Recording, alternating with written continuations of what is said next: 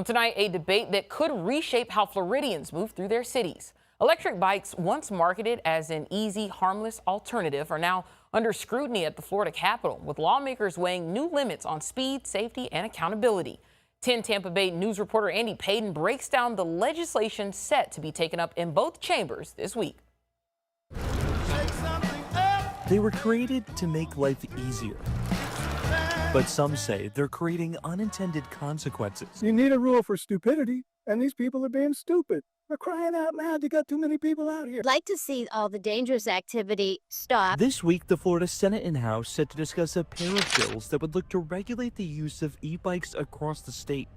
From adding a 10-mile-per-hour speed limit when operating within 50 feet of pedestrians, to requiring police to record and track all e-bike-related accidents, and even creating a task force to further study their use. Seems to me that every day that the line between pedestrian and motorized travelers seems to get blurred to the point that we don't know where they should be. In 5 short weeks, my son Connor would have turned 22. During a Florida Senate committee hearing last week, one Tampa mother sharing the story of her 19-year-old son who was killed while riding an electric vehicle in 2024. It is really hard to know what would have happened if these rules were in place 2 years ago.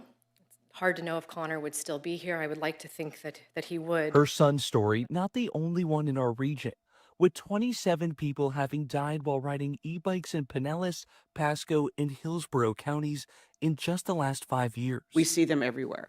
We see them in the small city that I live in. We see them everywhere.